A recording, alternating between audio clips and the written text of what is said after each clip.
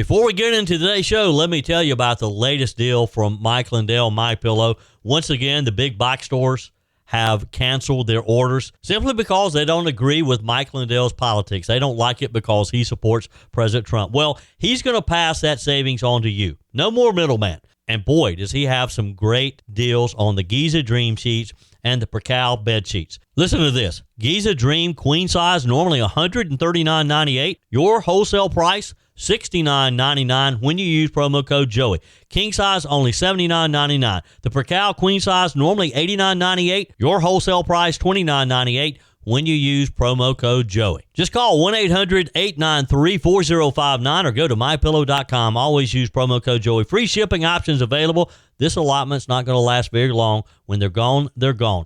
mypillow.com. Promo code Joey. Thanks for joining me in the PhD Weight Loss and Nutrition Studios. To lose weight for the last time, visit myphdweightloss.com. It was a big day yesterday as President Donald Trump celebrated his first 100 days in office with a rally in Michigan. We'll take a minute to look back over the president's greatest hits. Also, the New York Post Editorial Board has a great analysis of Trump's first 100 days. I'll share that with you in today's show as well. A couple of Columbia University janitors are suing anti-Israel agitators accused of holding them hostage in a campus building in last year's protest. And the South Carolina House will not take up a Senate-passed effort to remove State Treasurer Curtis Loftis from office. We have the latest from Columbia. I told you we'd be back. And ye shall know the truth, and the truth shall make you free. It's Joey Hudson. I wanted to name it the Joey Hudson bill, but, they don't allow you to put names on bills. But I wanted to call it the Joey Hudson bill because I know that one's been near and dear to you for a number of years. That's how it's done. Let your voice be heard. And the truth shall set you free. Here's Joey Hudson. As President Donald Trump marked his 100th day in office yesterday, the Department of Government Efficiency, DOGE, says that it has cut at least $160 billion in waste, fraud, and abuse in the federal government, including several high-profile cuts that have been highlighted over the past few months. In a rally held in Michigan yesterday, President Trump told a crowd of supporters that the first 100 days of his second term have been the most successful of any administration in the history of our country. It was a big day yesterday as President Donald Trump celebrated his first 100 days in office with a rally in Michigan. We'll take a minute to look back over the president's greatest hits. Also, the New York Post Editorial Board has a great analysis of Trump's first 100 days. I'll share that with you in today's show as well. A couple of Columbia University janitors are suing anti-Israel agitators accused of holding them hostage in a campus building in last year's protest. And the South Carolina House will not take up a Senate-passed effort to remove State Treasurer Curtis Loftis from office. We have the latest from Columbia. As President Donald Trump marked his 100th day in office yesterday, the Department of Government Efficiency, DOGE, says that it has cut at least $160 billion in waste, fraud, and abuse in the federal government, including several high-profile cuts that have been highlighted over the past few months. In a rally held in Michigan yesterday, President Trump told a crowd of supporters that the first 100 days of his second term have been the most successful of any administration in the history of our country. And we're here tonight in the heartland of our nation to celebrate the most successful first 100 days of any administration in the history of our country, and that's according to many, many people. I banned all welfare to illegals, and I signed an order that will end automatic citizenship for the children of illegal aliens. No citizenship. For years, Joe Biden and the media told us that stopping the flood of illegal immigration was absolutely impossible. He said it was impossible. But it turned out that all we needed was a new president. With my China tariffs, we're ending the greatest job theft in the history of the world. China's taken more jobs from us than any country has ever taken from another country. And that doesn't mean we're not going to get along. We get along with China.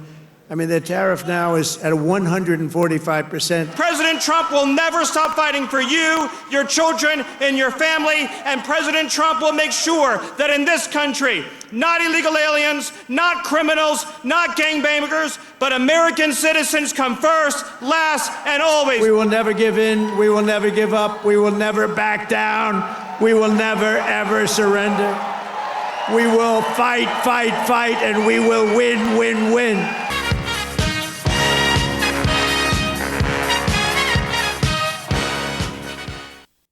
And it was classic Trump yesterday. Now, depending on who you ask, President Trump's latest poll number suggests that maybe Americans are less than thrilled with the way Trump has led the nation in his return to power. The president stands at 44% approval and 55% disapproval in the most recent Fox News national poll, which was conducted April 18th through April the 21st. His numbers are also underwater in polls released over the past few days by ABC News, Washington Post, New York Times, Siena College, CNN, Reuters, Pew Research. I'm not even going to bother to give you those numbers because you kind of know what these polls are. Because now, again, these are the polls, the same pollsters who question his ability to win re-election. And boy, did he prove them wrong, right? They missed it by a long shot. Never predicted the landslide victory that he would win, plus taking back the House and the Senate.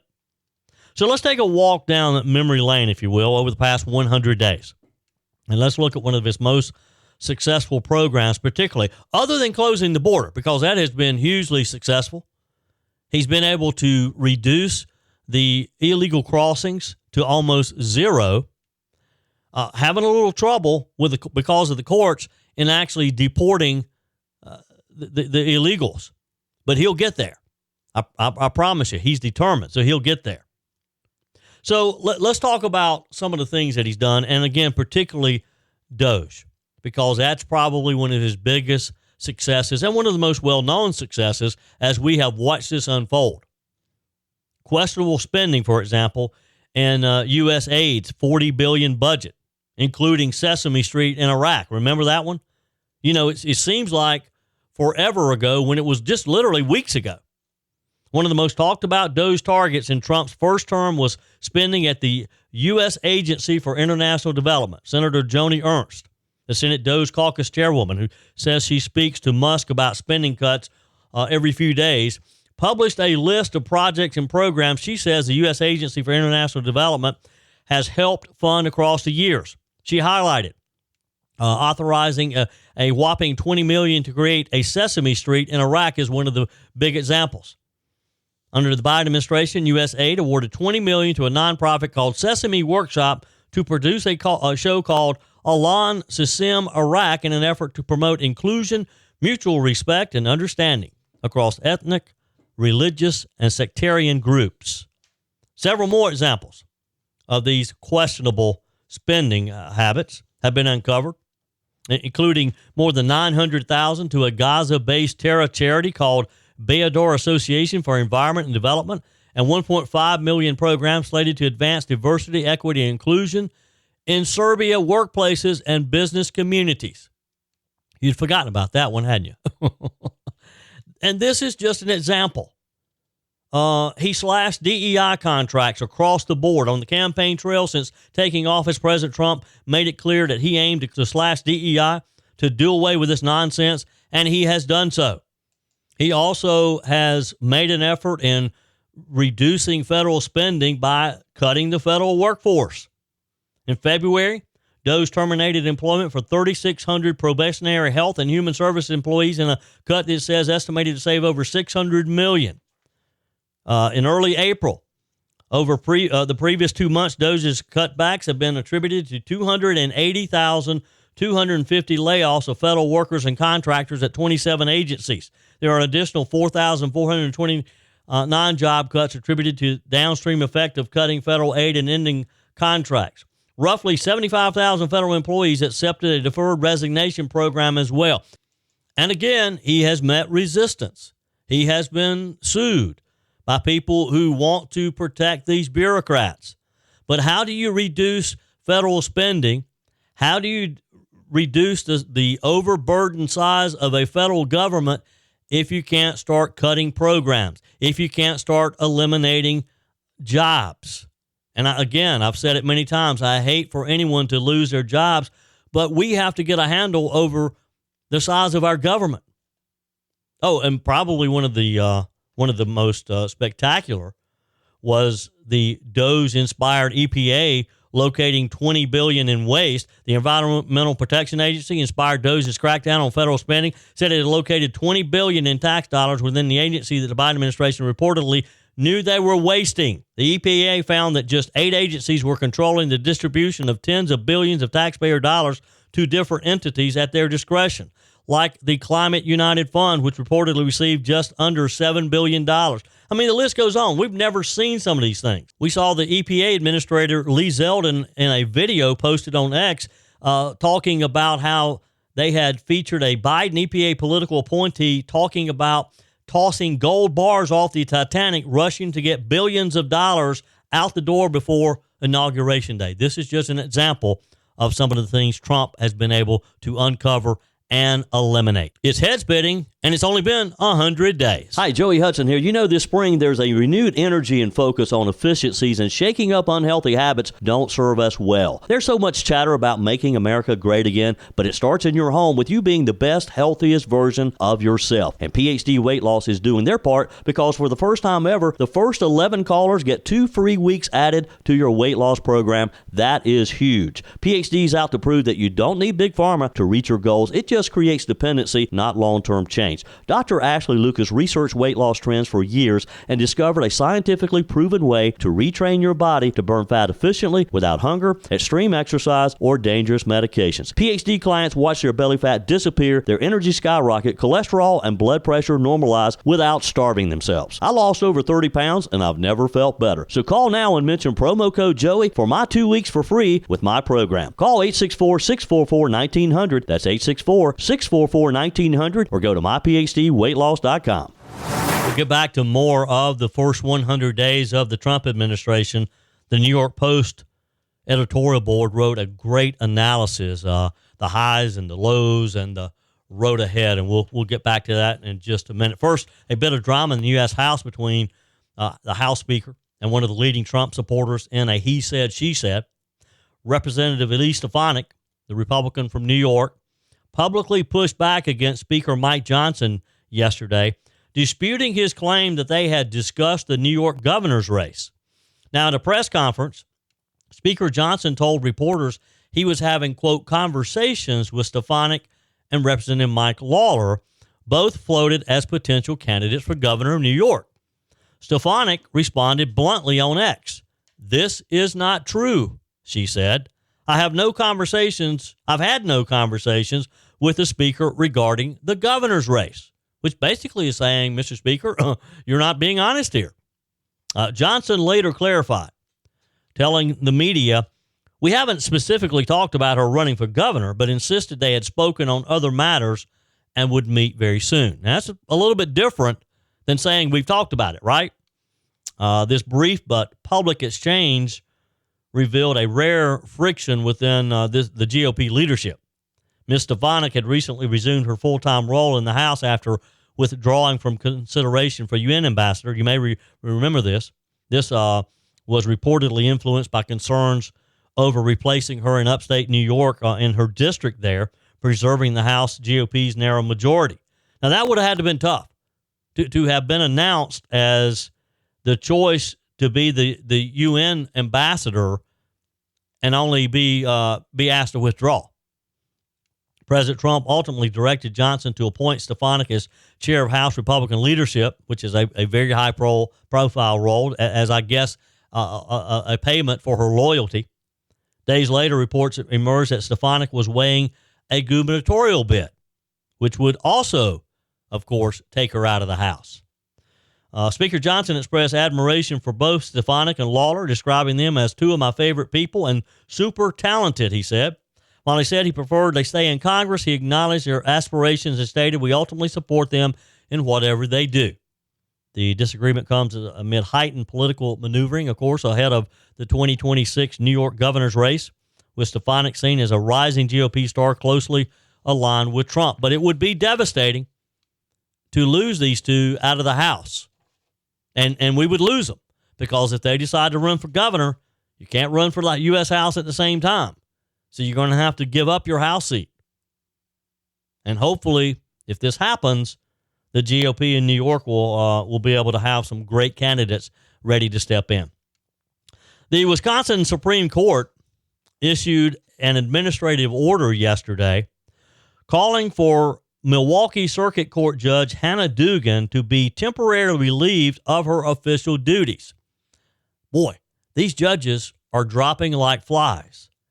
Dugan was arrested and charged with obstruction of an official proceeding last Friday after evidence came to light that she had shielded a migrant from ICE agents.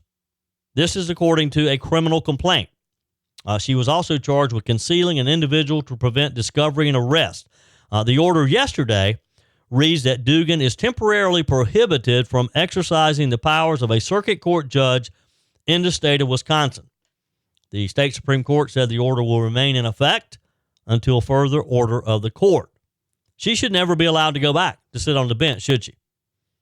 The Wisconsin court system confirmed with the media that Dugan will not return to the bench this week, adding that her caseload will be covered by other judges. Dugan is expected to be back in federal court on May the 15th, where she faces federal charges of felony obstruction of a federal agency and concealing a person to help them avoid arrest, which is a misdemeanor. I hate it for her. I hate it for her family, but she deserves it, doesn't she?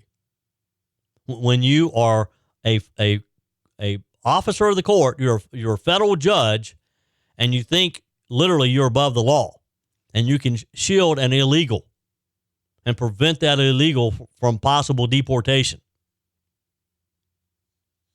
Supreme Court Justice Neil Gorsuch scolded an experienced lawyer during oral arguments this week in a case centered on disability discrimination in public schools. This was a rare and heated exchange that surprised a lot of people who are court watchers, I guess you could say. This exchange took place during oral arguments in AJT versus Osseo area schools, a case centered on whether school districts can be held liable for discriminating against students with disabilities under the American with Disabilities Act. Gorsuch scolded Williams and Connolly lawyer Lisa Blatt, who is said to be an experienced Supreme Court litigator. She's representing the Minnesota Public Schools for accusing the plaintiffs of lying in their assertions before the high court. Plaintiffs in the case are representing the parents of a girl who has severe epilepsy, who sued the public school for refusing to provide at-home school during the morning, an accommodation she would receive in other districts in the state. Now, this exchange between Justice Gorsuch and Ms. Blatt took place after she accused them of lying about the public school stance. Counsel should be more careful with their words, Gorsuch told Ms. Blatt in a warning. Okay, well, they should be more careful in mischaracterizing a position by an experienced advocate of the Supreme Court with all due respect, she responded. Big mistake. Big mistake to seemingly challenge a justice of the United States Supreme Court. Later, he referenced the lying accusation again. He said, Ms. Blatt, I confess I'm still troubled by your suggestion that your friends on the other side have lied. Okay, she fired back. Let's pull it up in oral arguments. Gorsuch cut in, telling her, I think we're going to have to leave it here, and I'd ask you to reconsider that phrase. Gorsuch said before Blatt attempted to interject, you can accuse people of being incorrect, but lying. Ms. Blatt, if I might finish, because she tried to interrupt him again, but lying is another matter. He then started to read through page 1 of her brief before she interrupted again. I'm not finished, Gorsuch told her, raising his voice then. Boy, I wish we could have a recording of this. You can't, though. I mean, media is not allowed in the Supreme Court like this. He then told her of the lying accusation. Withdraw your accusation, Miss Blatt. Fine, I withdraw, she shot back. Plaintiffs said on rebuttal only that they would not dignify the name calling. The exchange sparked some buzz online, including from an experienced appeals court litigator who said, I've never heard Justice Gorsuch so angry. I got a feeling that her career in front of the Supreme Court probably took a turn for the worse. Your comments are welcome on the Firmin Ford text line, 864-477-JOEY. That's 864-477-5639. Emails always welcome, joey@joeyhudson.com. As we continue to spotlight and celebrate, I guess you could say, the first 100 days of Trump 2.0, the New York Post Editorial Board had a great column yesterday. I typically don't read a full column, but I want to read parts of this because I think it kind of summed up as the president said, it's the most successful 100 days of any administration in history. So the Post board writes, when Donald Trump headed back to the White House on January 20th, most folks knew him fairly well. They knew his priorities. He had secured a border, jumpstart U.S. energy, pushed to end the wars in Ukraine and Middle East, and curbed lefty cultural excesses. He'd put the interest of America and its workers over those of other countries. He'd make America great again.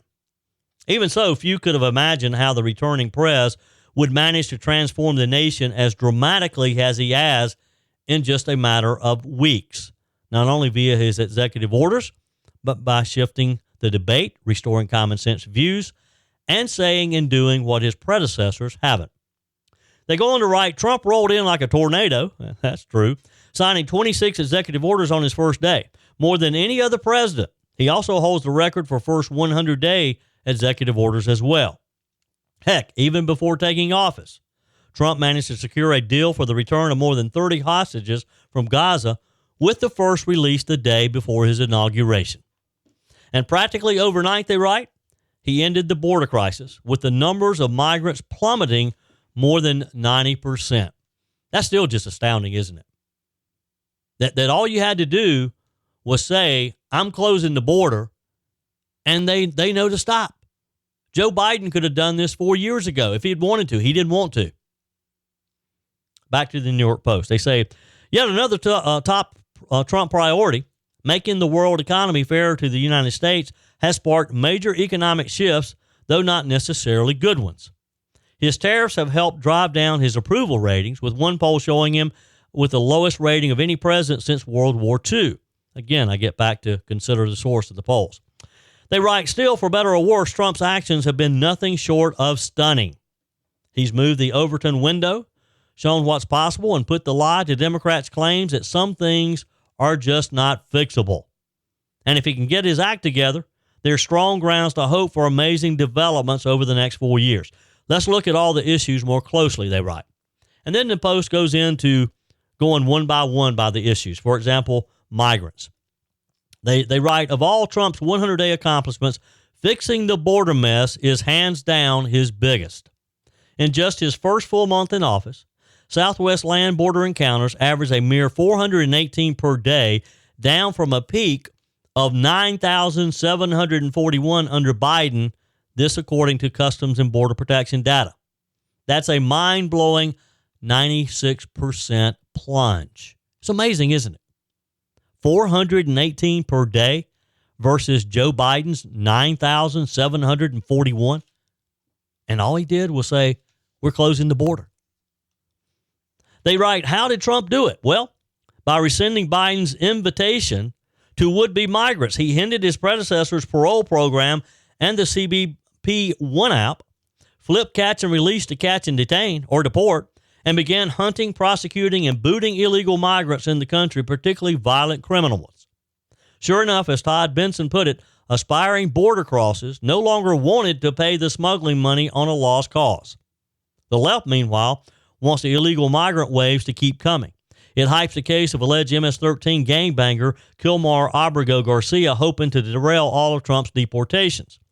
Yet the courts clearly okayed Garcia's deportation, just not to El Salvador, citing his now outdated claim gangs would target him. Due to an administrative error, he was sent there anyway, but that's hardly reason to end all deportations, which are a key part of dissuading newcomers.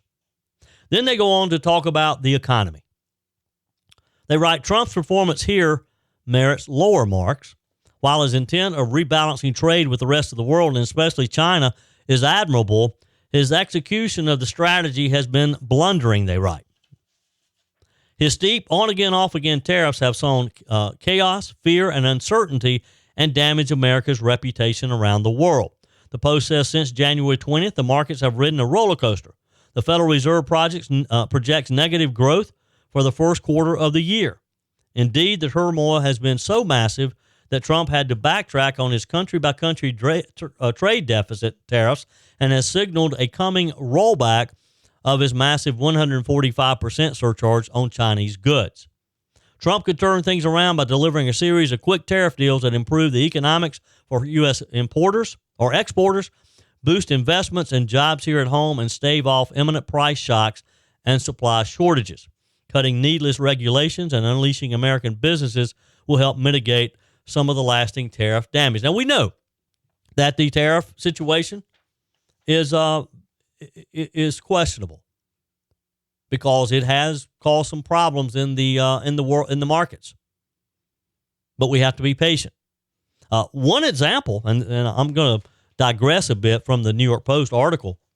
Albertsons, America's second largest grocery chain, just fired a shot across the bow, and it's aimed squarely at their own suppliers in relationship to tariffs.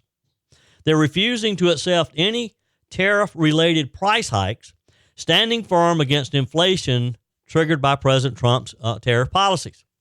Albertsons, which owns names like Safeway, Vons, Jewel Osco, and Randall's, sent a letter out last month telling suppliers, and they were real simple and real direct, if you're trying to sneak tariff charges into invoices, think again. They're putting the hammer down, saying those extra costs will be rejected, disputed, and could even delay payments. Now, why are they doing this? Because they want to keep prices competitive. They want to protect the American consumer, something that Washington bureaucrats seem to have forgotten how to do. And if other companies will follow suit, we'll be okay. Because let's be clear, President Trump's tariffs aren't the problem here. Trump's making the tough calls, a 10% baseline tariff across almost every trading partner. He's doing it to bring manufacturing back, to put America first, and to finally fix the trade imbalances that have hollowed out our economy for decades. That takes guts. And he's rolling the dice to a degree. I heard someone say the other day about if tariffs were so bad, and if tariffs would completely wreck an economy, why have all these other countries, about every country around the world, been charging us tariffs for our goods exported all these years? And it hasn't wrecked their economies. Trump isn't just slapping tariffs around for fun. It's part of a strategy. He's trying to level the playing field, stop the flood of cheap foreign goods, and rebuild American jobs. I mean, that's the bottom line, is to rebuild American jobs. He's even pointed to it during his Make America Wealthy Again event last month, holding up a chart on reciprocal tariffs. No more getting ripped off by countries that taxed our goods while we let theirs flood in for free. We had the strongest economy in the world. Well, they needed us more than we needed them. Some imported goods like avocados, coffee, seafood might cost a little more right now, but that's a small price to pay, I believe, for the bigger win: economic sovereignty, long-term prosperity, ending our dependence on hostile regimes that don't have America's best interests at heart, who actually hate us, who want to see us fail. So yes, the economy isn't quite where we want it, but again, it's just been 100 days. All right, let's talk about energy. The New York Post writes, this is another clear area of triumph for the press. His moves to boost energy production will surely charge up economic activity. Already, he's ditched Biden's irrational ban on liquid natural gas exports, moved to shed burdensome regulations. He has scrapped the EV mandate, and he's pushed pipeline projects and much, much more. As Dan Turner reports, Trump has ushered in a change in the nation's mindset on energy, viewing production as beneficial rather than harmful.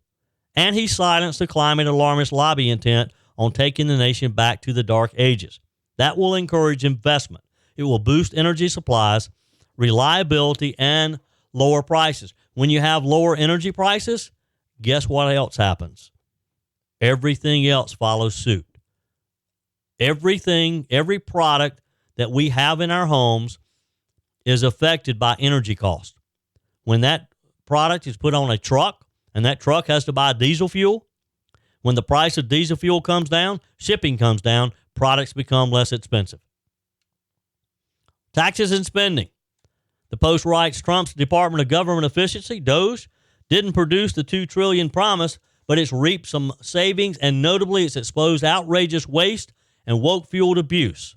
And they go back to some of the crazy programs that they identified and have eliminated. And the list goes on. I mean, you know, there's a whole list of things that he has done right. So I think, like he celebrated in Michigan, I think the country can celebrate as well. Your comments are welcome on the Firmin Ford text line, 864-477-JOEY. That's 864-477-5639. Emails always welcome, joey@joeyhudson.com. Speaking of the Firmin Ford text line, you know, it's never been more important to support locally run businesses owned by people who actually live here in the upstate. Let me take a minute to talk with you about our friends at Firmin Ford. If you're looking for a new vehicle, maybe a great pre-owned vehicle, one you can trust, or maybe you're looking to order that special vehicle. Either way, if you want a new one, a brand new one, or a pre-owned that you can trust, the folks at Firmin Ford, they're there to help you. Their name is on the sign because their name is on the line, because every single transaction is important to them. Jim Firmin, Matthew Firmin. They do business the right way. When you stop by, when you give them a call, or maybe when you just send them a quick email, you're always going to have access to a member of the Firmin Ford family. And by the way, they also offer great service, and you're not going to have to wait weeks and weeks to get it done. And you do not have had to purchase your vehicle at Firmin Ford. Doesn't even have to be a Ford. They service all makes and models. Visit my friends at Firmin Ford online at firminford.com, firminford.com.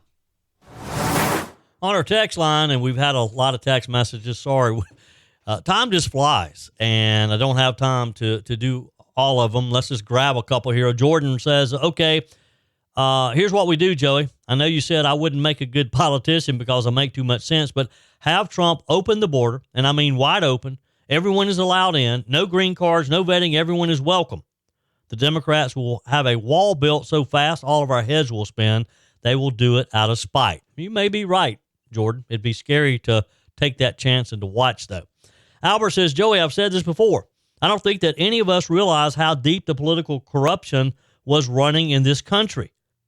These federal judges who believe that they are the law have to go. It's time that term limits be applied to federal judges. Lifetime appointments makes federal judges believe in their own agenda, not the law. Jennifer, hey, Joey, don't call it being smart. Just call it the product of low expectations. No, I'm not surprised that the Trump administration is being attacked by even those at the highest levels of our country's fundamental foundation. Trump is doing exactly what he said he would do, what he was elected to do, and as an explanation for what he gets for that, I'm almost tempted to go back to the old axiom, no good deed goes unpunished. To attack Trump because he is Trump is a well-rehearsed practice for years now. Why would it have stopped? Someone in the Trump administration with a certain set of skills should be tasked with correct presentation from the White House to the public. I think the better execution in that area would help Trump's ratings. Thank you all for your texts. And again, there's just so many. I'll read them all, so keep them coming, as well as your emails. joey@joeyhudson.com. You can also leave me a message on the MyPillow message line, 864-477-JOEY. Just leave me a message. I listen to those as well, and always use promo code Joey when you go to mypillow.com and take advantage of all the great deals. Boy, we had some great deals this week as Mike Gallagher and I were in Minnesota at the MyPillow factory on Monday. If you missed out on those, you can still take advantage. Just go to mypillow.com and use promo code Joey. All right, so South Carolina Treasurer Curtis Loftis. Just as a quick reminder, a few weeks ago, actually not even a few weeks, last week, I guess, April 21st, the South Carolina Senate voted 33-8 to remove Loftis from office. That followed more than a year of investigations into the management or mismanagement of an alleged $1.8 billion that was an incorrect ledger entry, according to the Treasurer's office. Those stem from the money that did not actually exist, that emerged as a result of a changeover in the state's accounting systems in early 2010, a long time ago.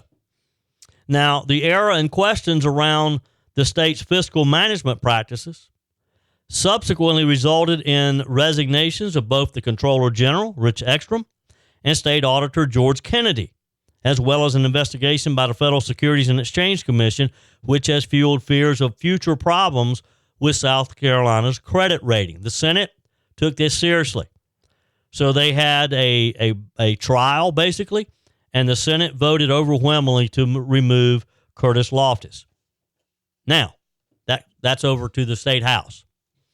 And the effort to remove Mr. Loftis is probably hit a brick wall now. With just, about four legislative days left now.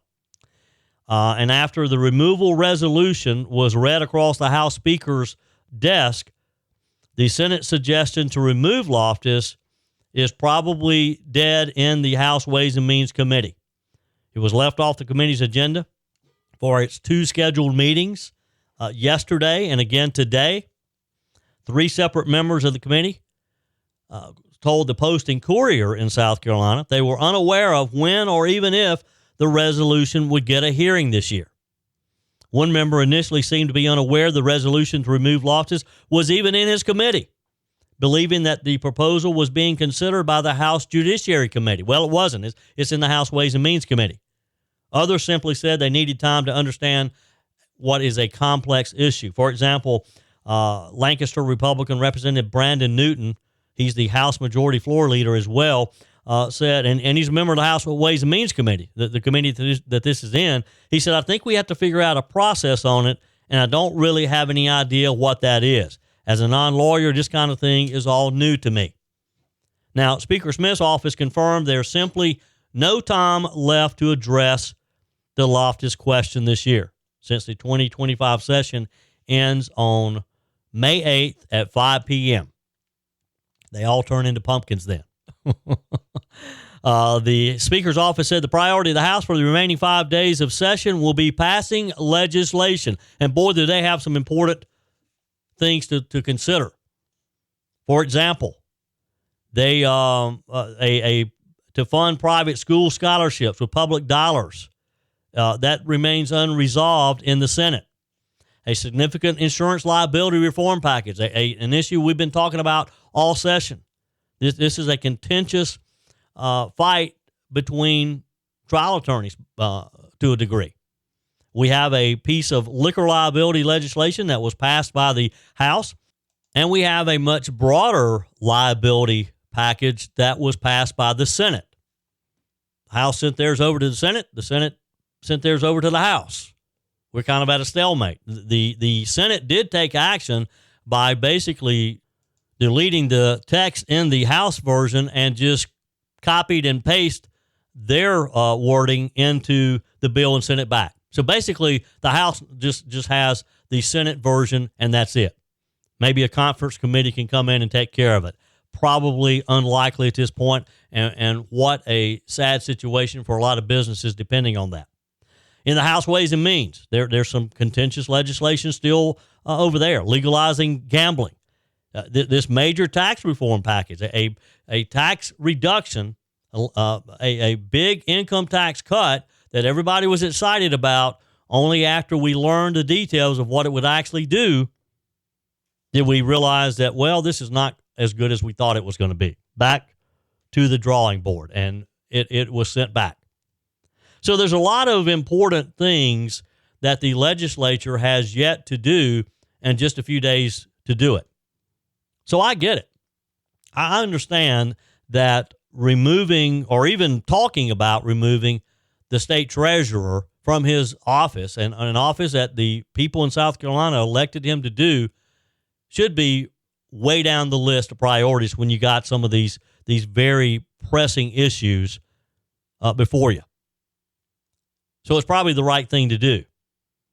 Ways and Means Committee member Representative Neil Collins said in an interview with Post and Courier, all of my attention has been on the budget and the income tax cut bill. I think that's where the majority of our time is going to go. And he's right, and it should be. We really need for the legislature to come up with a solution on the liability question, or we're going to see more businesses close. We're going to see more people who have worked hard to build a business. We're going to see people who took their 401k out to start a business, a restaurant, or a small bar, a neighborhood bar, and they're going to lose it because of our liability laws in this state. They can't get insurance. They can't afford the insurance.